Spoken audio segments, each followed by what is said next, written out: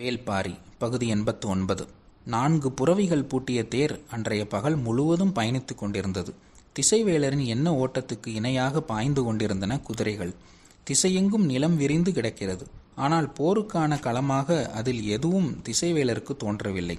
கபிலர் பேச்சேதுமின்றி அமைதியாக உடன் வந்தார். தேரில் திசைவேலரின் மாணாக்கர்கள் வங்கைமான், முத்துக்கோளன் இருவரும் உடன் வந்தனர். மூஞ்சலிலிருந்து தேர் புறப்படும் போதே வளவனுக்கு மறைமுகமாக அரச உத்தரவு சொல்லப்பட்டது. அவன் அதற்கேற்ப வெங்கல் நாட்டின் உட்பகுதியை நோக்கி தேரை செலுத்தினான். நெடுந்தொலைவு உள்ளே வந்ததும் திசைவேலர் கேட்டார், "உன் பெயர் என்ன?" என்று. "முடத்திருக்கன்" என்றான். "நான் உன்னை படைகளின் எல்லையை விட்டு வெளியில் அழைத்துச் செல் என்றேன். நீ ஏன் இங்கு வந்தாய்?" என்று கேட்டார் திசைவேலர். முடத்திருக்கன் இந்த கேள்வியை எதிர்பார்க்கவில்லை. "பறந்து விரிந்த நிலப்பகுதி, எனவே இங்கு அழைத்து வந்தேன்" என்று தலை கவிழ்ந்தபடி சற்றே அச்சத்துடன் சொன்னான். "குதிரைகளுக்கு மட்டும்தான் கடிவாளம் இருக்க வேண்டும், வளவனுக்கு இருக்கக்கூடாது" என்று கூறிய திசைவேலர், "இருக்கையை விட்டு கீழிறங்கு" என்றார். முடத்திருக்கன் கீழிறங்கினான். தன் மாணவர்களை பார்த்து, "நீங்கள் யாரேனும் தேர் ஓட்டுவீர்களா என்று கேட்டார். முத்துக்கோளன் தலையசைத்தான். "நீ வளவன் இருக்கையில் அமர்ந்து தேரை செலுத்து" என்றவர் கீழிறங்கிய முடத்திருக்கனை பார்த்து சொன்னார், "பாண்டிய நாட்டுக்கும் பரம்பு நாட்டுக்கும் உரிமை இல்லாத நிலம் நோக்கி ஓடு, உனக்கு பின்னால் தேர் வரும்" என்றார். பெருந்தண்டனை வழங்கி விடுவாரோ என்று அஞ்சி அவன் சற்றே ஆறுதலுடன் ஓடத் தொடங்கினான். வெங்கல் நாடு பாண்டிய நாட்டின் பகுதி. அப்படியென்றால் வெங்கல் நாட்டின் எல்லையை விட்டு வெளியேற வேண்டும். கிழக்கிலும் வடக்கிலும் பாண்டிய நாட்டுக்கு உட்பட்ட சிறுகுடி மன்னர்களின் ஆளுகை பகுதி. எனவே அங்கு செல்ல முடியாது. மேற்கு திசையில் பரம்பின் பச்சை மலை தொடர், அங்கும் செல்ல முடியாது. மீதம் இருப்பது தென் திசை மட்டுமே. அந்த திசையில்தான் தட்டியங்காடு இருக்கிறது. மனிதனின் காலடி தடமே படாத பெரும் நிலப்பகுதி. காற்று மட்டுமே கடந்தறியும் நிலப்பகுதி அது. மனிதனோ மன்னர்களோ உரிமை கொள்ளாத நிலம் அது. அதை நோக்கி ஓடத் தொடங்கினான் முடத்திருக்கன். தேர் அவன் பின்னே சென்றது. அந்த திசையில் செல்ல செல்ல எதிர்காற்று வீசியது. புற்று நிறைந்த பகுதி அது. எங்கும் கருமணலும் ஈக்கி மணலும் பரவி இருந்தன. சரளையோடிய நிலம் கண்கொண்டு பார்க்க முடியாதபடி இருந்தது. முடத்திருக்கன் ஓடிக்கொண்டே இருந்தான். காய்ந்த சருகை போன்ற குணம் கொண்ட இந்த மண்ணில் செடி கொடிகள் முளைக்காது. படலை புற்றும் குடை புற்றும் தான் எங்கும் முளைத்து கிடந்தன. உள்ளே செல்ல செல்ல அச்சம் மேலேறி கொண்டிருந்தது. "விரைந்து ஓடு" என்ற திசைவேலரின் குரல் கேட்டது. மீண்டும் வேகத்தை கூட்டினான் முடத்திருக்கன். எதிர்காற்று அவனை முன்னேற விடாமல் தள்ளியது. முயன்று ஓடினான். மூச்சிறைத்தது. குதிரைகள் அவன் மேல் பாய்வதைப் போல வந்து கொண்டே இருந்தன. வேகமெடுத்து ஓடினான். கூரிய கற்கள் பாதங்களை கிழித்தன. குருதி ஒழுகியபடி ஓடிக்கொண்டே இருந்தான். திசைவேலரின் ஏவர் குரல் கேட்டுக்கொண்டே இருந்தது. முடிந்தளவுக்கு வேகமாக ஓடினான். கண்கள் கட்டின. மயக்கம் வருவது போல் இருந்தது. ஆனாலும் முயன்று ஓடினான். இன்னும் சிறிது நேரத்தில் விழுந்து விடுவான் என்பது தெரிந்தது. அவன் எத்திசையை நோக்கி விழுகிறானோ அத்திசையை நோக்கி தேரை திருப்பி ஒரு பொழுதுக்கு விரைந்து ஓட்டிச் செல் என்றார் திசைவேலர். சிறிது நேரத்தில் முடத்திருக்கன் மயங்கி கீழே விழுந்தான். மேற்கு திசை நோக்கி சாய்ந்து கிடந்தது அவனது தலை. தேரை மேற்கே திருப்பி முழு வேகத்தோடு ஓட்டினான் முத்துக்கோளன். 4 குதிரைகள் பூட்டிய தேரை விரைந்து செலுத்த முயன்றான் முத்துக்கோளன். ஆனால் குதிரைகளால் பாய்ந்து செல்ல முடியவில்லை. கனைப்பொலி எழுப்பியபடி தலையை மறுத்து ஆட்டி துடித்தன. மாணவனுக்கு தேரை ஓட்டப் போதிய பயிற்சி இல்லை என தோன்றியது. ஒரு பொழுதை கடந்ததும் தேரை நிறுத்தினான் முத்துக்கோளன். திசைவேலரும் கபிலரும் கீழிறங்கினர். "தவறிழைத்தவன் தண்டனையின் வழியே காட்டி கொடுத்த இடம் இது" என்று சொல்லிக்கொண்டே இறங்கிய திசைவேலர், "இந்த இடத்துக்கு ஏதோ பெயர் சொன்னானே" என கேட்டார். "தட்டியங்காடு" என்றான் மாணவன் வங்கைமான். "பெரும்புலவரே, நாம் இழைத்த தவறுகளுக்கு தண்டனை இந்த தட்டியங்காடுதான்.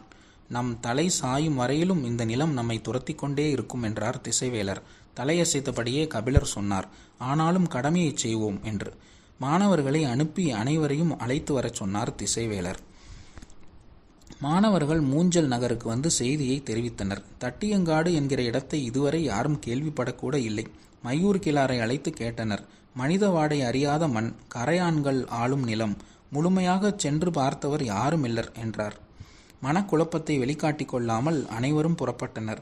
பொழுது மறைவதற்குள் தட்டியங்காட்டுக்கு வந்து சேர்ந்தனர். குலசேகர பாண்டியன் தேர் விட்டு கீழ் இறங்கியதும் மேற்கு திசையை தான் பார்த்தார். காரமலை மிக தொலைவிலும் இல்லை, அருகிலும் இல்லை, இடைப்பட்ட இடத்தில் இருந்தது. அதை எதிரிகளால் பயன்படுத்த முடியுமா என்ற சிந்தனையில் மூழ்கினார் குலசேகர பாண்டியன். அவர்கள் வந்த சிறிது நேரத்தில் சிறு தேர் ஒன்று வந்தது. அதில் வாரிக்கையனோடு புதிய மனிதன் ஒருவன் வந்தான். கருங்கை வாணனுக்கு இணையான உடல் அமைப்பை கொண்ட அவன் அனைவரையும் உற்று பார்த்தான். இவன்தான் பாரியா என்ற கேள்வி எழுந்து கொண்டிருந்தது. தேர் விட்டு இறங்கிய வாரிக்கையன் உரத்த குரலில் சொன்னார், பரம்பின் தளபதி முடியன் என்று. இங்கு நிற்கும் எந்த ஒரு தேரையும் ஒரே அடியில் நொறுக்கும் அளவுக்கு இறுகி திருகிய உடல் அமைப்பை கொண்டவன். அனைவரின் பார்வையும் அவனை நோக்கி இருந்தபோது திசைவேலர் அறிவித்தார், நாற்புறமும் நிலைமாறா குணம் கொண்ட இடம், எவ்வளவு குருதி சிந்தினாலும் குடிக்க காத்திருக்கும் நிலம், மலையென பிணங்கள் குவிந்தாலும் மறுநாளில் இல்லாமலாக்கும் கோடானுகோடி கரையான்கள் வாழ்கின்ற மண், அழுகல் நாற்றம் மேலேறி வராது, அடைமழை பொழிந்தாலும் நீர் நிற்காது, மரங்களோ புதர்களோ நீர்நிலைகளோ இல்லாத போர்க்களத்துக்கே உரிய பாழும் நிலம். எனவே இந்த தட்டியங்காடே போர்க்களமாகும் என்றார். அனைவரின் கண்களும் முன்னும் பின்னுமாக திரும்பி எல்லா திசைகளையும் பார்த்தன. திசைவேலர் அறிவிப்பை தொடர்ந்தார். இங்கிருந்து வட திசையில் வேந்தர் படையும் தென் திசையில் பரம்பு படையும் அணிவகுத்திருக்க வேண்டும் என்றார். வேந்தர்களுக்கு சற்றே நிம்மதியானது. படை கிழக்கு மேற்காக அணிவகுத்தால் பரம்பு படைக்கு பின்புற அரணாக காரமலை அமைந்துவிடும். எனவே படை அணியின் திசை மாறியது. ஆறுதலாக இருந்தது. வாரிக்கையன் உள்ளுக்குள் மகிழ்ந்தார். கிழக்கு மேற்காக படையணி இருந்தால் எதிர் திசையில் கண்ணுக்கு அப்பால் வேந்தர் படை நிற்கும். பார்த்தறிவது கடினம். இப்போது வடக்கு தெற்காக படையணி நிற்கப் போகிறது. வட திசையில் வேந்தர் படை எவ்வளவு நிலத்துக்கு நின்றாலும் மலை மேல் இருந்து துல்லியமாக பார்த்தறிய முடியும். திசைவேலரின் குரல் மேலும் ஒலித்தது. இந்த இடம் கோபுர பரண் அமைக்கப்பட்டு அதன் மேல் நாளிகை தட்டு வைக்கப்படும்.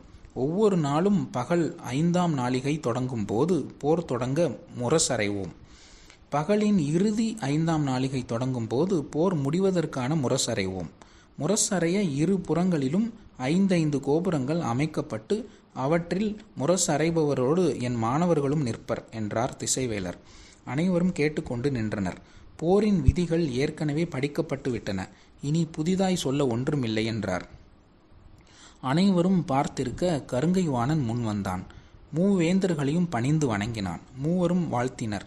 கோல் சொல்லிகளின் முன் வந்து குனிந்து தட்டியங்காட்டு மண்ணை எடுத்தான்.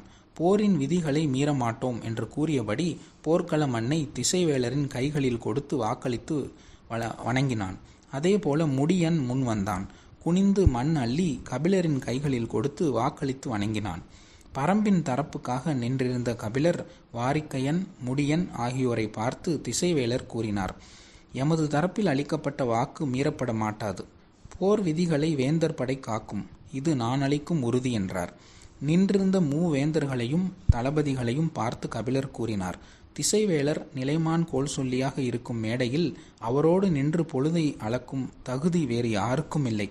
எனவே அவரின் வாக்கையே நாங்களும் ஏற்கிறோம். பரம்பின் தரப்பில் போரின் விதிகள் மீறப்பட மாட்டாது என்று நிலைமான் கோல் சொல்லியாக நான் உறுதியளிக்கிறேன் என்றார் கபிலர். போர் தொடங்க இரவின் நாளிகையே மிச்சமிருந்தது. தொடக்கத்துக்கு முன்பு அனைத்தையும் திட்டமிட வேண்டியிருந்தது. தட்டியங்காட்டை பற்றி யாரும் அறிந்திருக்கவே இல்லை.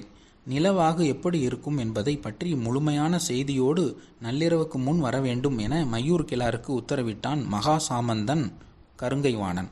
அளவற்ற உற்சாகத்தோடு இருந்தது கருங்கை வாணனின் செயல். மலைக்காடை போல் நாகரவண்டை தூக்கி வந்ததால் நமக்கான இறை நம்மை தேடி வரப்போகிறது. பாரி மலையை விட்டு கீழிறங்கி தாக்க ஒப்புக்கொண்ட போதே அவனது முடிவு உறுதியாகிவிட்டது. தட்டியங்காடே அவனது மரணம் நிகழப்போகும் இடம் என்று சீறி முழங்கினான் கருங்கை வாணன். தன் தளபதிகளுடன் போர் உத்திகளை பற்றி விரிவாக திட்டமிட்டான். மலை மக்களின் இணையற்ற போர் கருவிகள் வில்லும் அம்பும் தான். அவற்றை எதிர்கொண்டு நிற்பது மட்டுமே சற்று கடினமானது. அதற்கு தகுந்தபடி படையின் அமைப்புகளை நிலைநிறுத்த எண்ணினான். வேந்தர்களின் படையோடு ஒப்பிடும்போது பரம்பின் படையில் மிகவும் வலிமையிழந்த படைப்பிரிவு வாட்படையாகத்தான் இருக்கும். எனவே வேந்தர்களின் வாட்படை விற்படைக்கு துணையாக 3-1 என்ற அடிப்படையில் சேனைகளை அணிவகுக்கலாம் என்ற ஆலோசனையை கூறினான் விற்படை தளபதி துடும்பன். ஆனால் இந்த ஆலோசனையை வாட்படை தளபதி சாகலைவன் ஏற்கவில்லை. மலை மக்கள் போதிய வாட்பயிற்சி அற்றவர்கள். நமது படை தொகுப்பில் வலிமை மிக்கது வாட்படைதான். இதை முழுமையாக ஒருங்கிணைத்து தாக்கினால்தான் எதிரியின் படையை பிளந்து முன்னேற முடியும். முதல் நாள் நமது தாக்குதல் எந்த அளவுக்கு வலிமை கொண்டதாகவும் பிளந்து முன்னேறக்கூடியதாகவும் இருக்கிறதோ அந்த அளவுக்கு போரின் போக்கை தீர்மானிக்கும் என்றான் சாகலைவன். குதிரையும் தேரும் நம்மிடம் இருப்பதில் 10ல் 1 பங்கு கூட எதிரிகளிடம் இருக்க வாய்ப்பே இல்லை.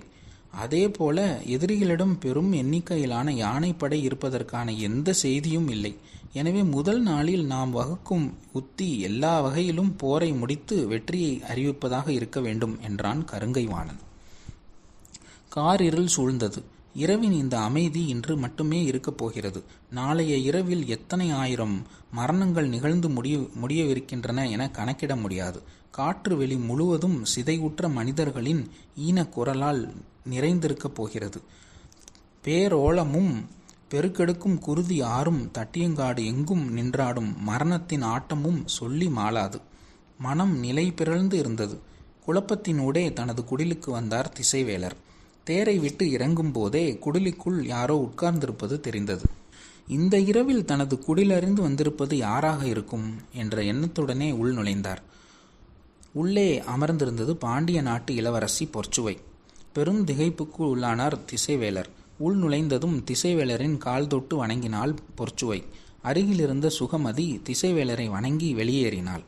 பாண்டிய இளவரசி இந்த இரவு வேளையில் இங்கு வந்திருப்பது ஏன் என அவருக்கு புரியவில்லை. சிறு விளக்கு எரியும் இந்த குடிலில் மண்மெழுகிய திண்ணையில் அமர்ந்தாள் பொற்சுவை. மரச்சட்டகத்தால் ஆன இருக்கையில் அமர்ந்தார் திசைவேலர். முகம் பார்த்து பேசுவதை தவிர்த்து விளக்கின் சுடரை பார்த்து கொண்டே பொற்சுவை கேட்டாள். கோல் கணிக்கும் பேராசானான தாங்கள் கொலை நிலத்தில் பரன் ஏற எப்படி ஒப்புக்கொண்டீர் என்றார். முதல் கேள்வியே திசைவேலரை நேர்கொண்டு தாக்கியது. அவர் சற்றும் எதிர்பார்க்கவில்லை. ஆனாலும் தாக்குண்ட உணர்வை வெளிக்காட்டாமல் மெல்லிய குரலில் சொன்னார். மூவேந்தர்களும் கேட்டுக்கொண்டதால் என்னால் மறுக்க முடியவில்லை என்றார்.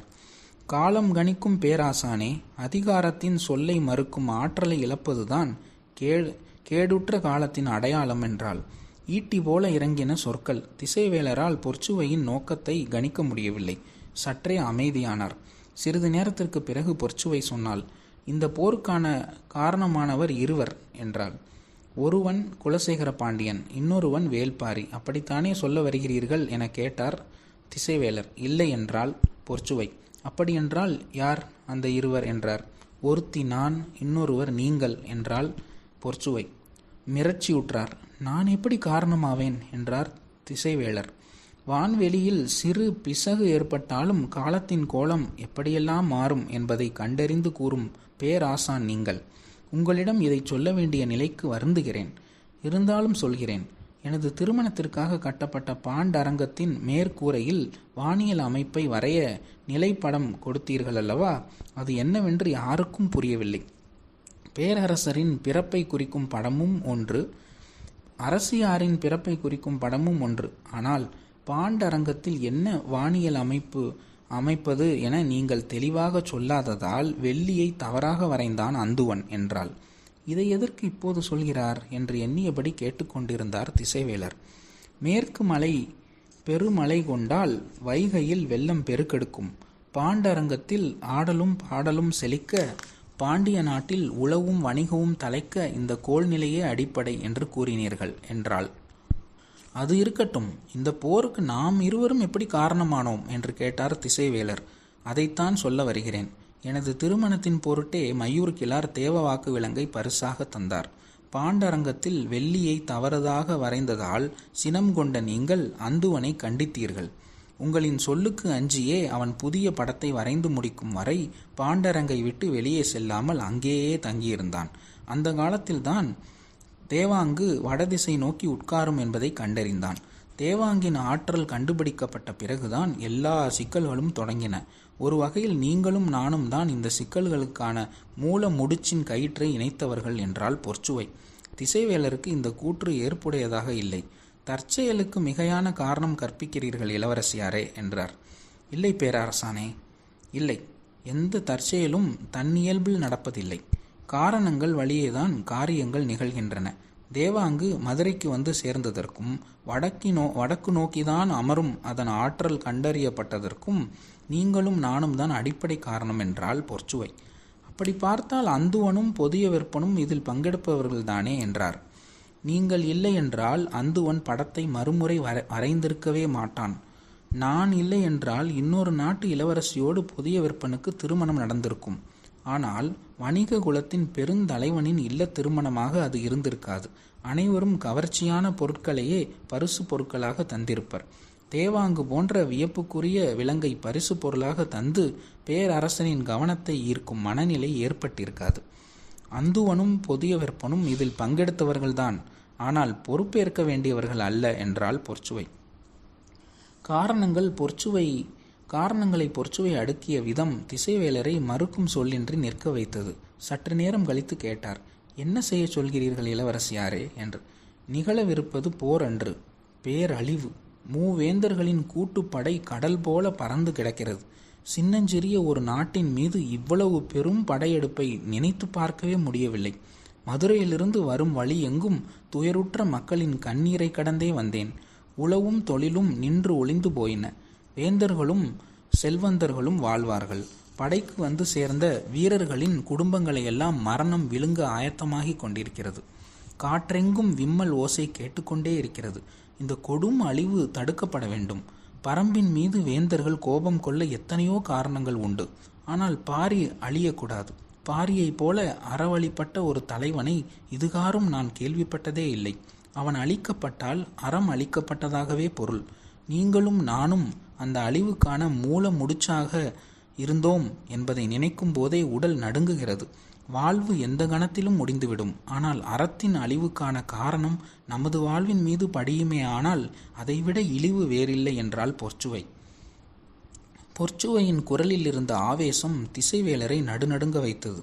பாண்டரங்கின் மேற்கூரையை தவறாக அந்துவன் வரைந்தபோது பாண்டிய நாடு பாழ்படும் என்று அவர் சொன்ன வார்த்தைகள் நினைவுக்கு வந்தன. அந்துவன் முதலில் வரைந்ததே சரி. நிகழப்போகும் பேரழிவை பாண்டரங்கத்தின் மூலம் முன்னுணர்த்திவிட்டது காலம். வைகையில் வெள்ளம் பெருகுகிற அதே நாட்களில்தான் இந்த பேரழிவும் அரங்கேறவிருக்கிறது. நான் இதை தவறென்று சொல்லி மாற்றினேன். காலத்தை மாற்ற நான் யார்? வெள்ளம் புரண்டோடும் வைகையின் கரையில் இருந்த என்னை அதே அந்துவன் அழைத்து வந்து பேரழிவின் நாட்களுக்குள் நிறுத்தியுள்ளான். அந்த வரைபடத்திற்குள் இப்போது நான் நிற்கிறேன். மாற்றிப்பார் என்கிறது காலம். நான் எனது சீற்றமிழந்து நிற்கிறேன். உள்ளுக்குள் புரண்டு எழுந்த சொற்கள் தனக்குத்தானே உதிர்ந்து கரைந்தன. செயலற்று நின்றார் திசைவேலர். அவரை கூர்ந்து பார்த்தபடி அமர்ந்திருந்தாள் பொற்சுவை. சிறு விளக்கின் சுடர் உமிழும் கரும்புகை மட்டுமே திசைவேலரின் கண்களுக்கு தெரிந்தது. இந்த போரை நிறுத்த வழி ஏதும் இல்லையா? பேராசான், நீங்கள் நினைத்தால் முடியும் என கருதுகிறேன் என்றாள் பொற்சுவை. பேசும் ஆற்றல் மேலெழவில்லை. ஆனாலும் முயன்று கூறினார். அந்த முயற்சியில் ஏற்கனவே தோற்றுவிட்டேன் மகளே. நிலைமான் கோல் சொல்லியாக இருக்க வாக்களித்த நான் இனி போரை வழிநடத்த மட்டுமே முடியும் என்றார். அப்படியென்றால் வேறு என்னதான் வழி என்று கேட்டால் பொற்சுவை. அமைதி நீடித்தது. சற்று நேரத்திற்கு பிறகு திசைவேலர் சொன்னார், ஒரு வழி உண்டு. அதை உங்களால் மட்டுமே செயல்படுத்த முடியும் என்றார். என்னால் செயல்படுத்தக்கூடிய வழியா? என்ன அது என்று கேட்டாள். தேவாங்கு என்னும் விலங்குக்காக இத்தனை ஆயிரம் மனிதர்களின் மரணம் நிகழ வேண்டுமா? இந்த கேள்வி பாரியின் முன் வைக்கப்பட வேண்டும். முல்லைக்கு தேர் ஈந்தவன் பல்லாயிரம் மரணங்களை தடுக்க தேவவாக்கு விலங்கை கொடுத்து உதவுவான் என்றே நம்புகிறேன். அவன் அந்த விலங்கை தர ஒப்புக்கொண்டால் பாண்டியனை இந்த போரிலிருந்து என்னால் வெளியேற்றிவிட முடியும். பாண்டியன் வெளியேறிவிட்டால் சேரனும் சோழனும் ஒன்றும் செய்ய முடியாது. அந்த கணமே போர் முடியும் என்றார் திசைவேலர். பாரியிடம் இதை என்று பொற்சுவை கேட்டு முடிக்கும் முன் திசைவேலர் சொன்னார், நீங்கள் முயன்றால் உங்கள் ஆசான் கபிலரின் மூலம் இதை செயல்படுத்த முடியும் என்றார். நள்ளிரவு நெருங்கிக் கொண்டிருந்தது. போர் நிலத்தை பற்றிய செய்தியை சேகரிப்பதும் அதற்கேற்ப படை நிலைகொள்வதற்குமான ஆலோசனை வழங்குவதுமாக கருங்கை வாணன் மிக தீவிரமாக இயங்கிக் கொண்டிருந்தான். இந்த நாளுக்காகவே காத்திருந்த புதிய வெப்பன் கருங்கை வாணனுடன் இணைந்து திட்டமிட்டு கொண்டிருந்தான். அவனது உத்தரவின் பேரில் போர்க்கள கொட்டிலில் ஆயுதவாரிகளின் செயல்பாடுகள் தொடங்கின. கொடுத்து அனுப்பிய வரைபடத்தின் அடிப்படையில் ஆயுதங்களை கொண்டு செல்ல வாகனங்களை ஆயத்தமாக வைத்திருந்தார்கள். சேனை முதலிகள் தங்களின் படைப்பிரிவுக்கு தேவையான ஆயுதங்களை விரைவில் பெற்று அடுத்த கட்ட செயல்பாட்டில் இறங்குவதில் மும்மரமாக இருந்தனர். ஆனாலும் அவர்கள் நேரடியாக ஆயுதவாரியை அணுக முடியாது. 12 சேனை கொண்ட பிரிவுக்கு தலைமை தாங்கும் சேனை வரையர்களைத்தான் அவர்கள் அணுக முடியும். தனக்கு கீழ் இருக்கும் சேனைகளுக்கு தேவையான ஆயுதங்களை ஆயுதவாரியிடமிருந்து பெற்றுத்தரும் பொறுப்பு சேனை வரையறை சார்ந்தது. எனவே சேனை வரையர்கள் எல்லோரும் படைக்கல கொட்டிலில் மொய்த்து கிடந்தனர். ஆயுதமேற்றிய வண்டிகளும் யானைகளும் நெருக்கடிக்குள் திணறிக் கொண்டிருந்தன. எங்கும் கூச்சலும் பேரோசையுமாக இருந்தது. ஆயுதவாரிகள் தங்களுக்கு கீழுள்ள பணியாளர்களுக்கு இட்ட கட்டளைப்படி படைக்கல கொட்டிலிருந்து ஆயுதங்கள் வெளியேற்றப்பட்டு கொண்டிருந்தன. இந்த பேரோசை எதிரொலிக்காத அமைதி சோழனின் கூடாரத்துக்குள் இருந்தது. அங்கு செங்கனச்சோழன், சோழவேளன், உதியஞ்சேரல் ஆகிய மூவரும் இருந்தனர். குலசேகர பாண்டியன் நிலைமான் கோல் சொல்லியாக திசைவேலரை அறிவித்ததன் காரணத்தை தெரிந்து கொள்ள எல்லா வகையிலும் முயன்று கொண்டிருந்தனர். இரு நாட்டு ஒற்றர் படைக்கும் அதுவே வேலையாக கொடுக்கப்பட்டிருந்தது. திசைவேலர் கோல் சொல்லியாக போர்க்களத்தையும் தேர்வு செய்துவிட்டார். 3 நாட்டு தளபதிகளும் நாளைய போருக்கான ஆயத்த வேலைகளை ஒருங்கிணைந்து செய்து கொண்டிருந்தனர். ஆனால் வேந்தர்களின் மனங்களுக்குள் ஆழமான ஐயம் ஊடுருவி இருந்தது. இதை பற்றியே அவர்கள் தீவிரமாக பேசிக் கொண்டிருந்தனர். அப்போதுதான் சேர நாட்டு ஒற்றன் செய்தி ஒன்றை கொண்டு வந்தான். இன்று பிற்பகலில் முசுகுந்தர் சிறைபிடிக்கப்பட்டு போர்க்களத்திற்கு வெளியில் கொண்டு செல்லப்பட்டுள்ளார் என்று. ஒற்றனின் செய்தி பேரதிர்ச்சியை உருவாக்கியது. இது உண்மையா? என்ன காரணம் என்று அவனிடம் அடுத்தடுத்த கேள்விகள் கேட்கப்பட்டன. ஒற்றனிடம் மிக குறைந்த விவரங்களே இருந்தன. பாண்டிய பேரரசர் அருந்திய சுவை நீரில் நஞ்சு கலந்து சதி செய்ய முற்பட்டார் என்ற காரணத்துக்காக முசுகுந்தர் சிறைபிடிக்கப்பட்டுள்ளார். ஆனால் புதிய வெப்பன் உள்ளிட்ட யாருக்கும் செய்தி தெரியாது என்று கூறினான் ஒற்றன். கோல் சொல்லி யாரென முடிவெடுக்க நடந்த கூட்டத்தில்தான் இந்த முயற்சியும் நடந்துள்ளதாக கூறினான். குலசேகர பாண்டியனின் செயல் மாற்றத்திற்கு இதுதான் காரணம் என அறிந்தபோது கேட்டுக்கொண்டிருந்த மூவரும் அதிர்ச்சிக்கு உள்ளாயினர். அப்போதுதான் உதியஞ்சேரலுக்கு தனது கருங்குரங்கு குட்டி கத்தி துள்ளியது நினைவுக்கு வந்தது. அன்றும் சுவை நீர் பருகும் நேரத்தில்தான் கருங்குரங்கு குட்டி அவ்வாறு செய்தது. அப்படியென்றால் முசுகுந்தர் தொடர்ந்து சதியில் ஈடுபட்டவாறே இருந்துள்ளார் என எண்ணினான் உதியஞ்சேரல். கபிலரோடு அவருக்கு இருந்த நெருக்கம் பற்றிய செய்தியும் பேச்சினூடே மேலெழுந்தது. இன்று மாலை போர்க்களத்தில் கோல் சொல்லிகளின் அழைப்பை ஏற்று அனைவரும் வந்திருந்த போது முசுகுந்தர் மட்டும் இல்லாதது நினைவுக்கு வந்தது. குலசேகர பாண்டியனின் முகம் இன்று மாலை மிகவும் தெளிவு கொண்டிருந்ததற்கு காரணம் இதுதானோ என கேட்டார் சோழவேளன். மனதுக்குள் இருந்த ஐயம் நீங்கிய கணம் போர்க்கொட்டிலிருந்து மேலெழுந்த ஓசை கூடாரம் முழுமையும் கேட்டது. நாளைய போருக்கான ஆயுதங்களை கொடுத்தனுப்பும் வேலையை ஆயுதவாரிகள் செய்து முடித்துவிட்டனர் என்ற செய்தியை சொல்ல வீரன் ஒருவன் உள்ளே வந்தான். இரவு முடிந்து விடியலின் கீற்று மேலெழுந்து கொண்டிருந்தது. கதிரவனின் புத்தொளி எங்கும் படர்ந்தபோது பகலின் முதல் நாளிகை தொடங்கியது. திசைவேலர் தனது கூடாரத்தை விட்டு வெளியில் வந்து தேர் ஏறினார். மாணவர்கள் எல்லோரும் முன்னரே புறப்பட்டு போயிருந்தனர். வளவன் குதிரைகளின் கடிவாளத்தை சுண்டி தேரை இயக்கினான். வழக்கமாக காலையில் கூடாரத்தை விட்டு வெளியில் வந்ததும் கதிரவனை பார்க்கும் திசைவேலர் இன்று சரிந்து நீண்டு கிடக்கும் தேரின் நிழலையே பார்த்தார். தட்டியங்காட்டு போர் தொடங்க இன்னும் 3 நாளிகையே இருந்தன. பகுதி 89 முற்றும். அன்பன் சண்முகசுந்தரம்.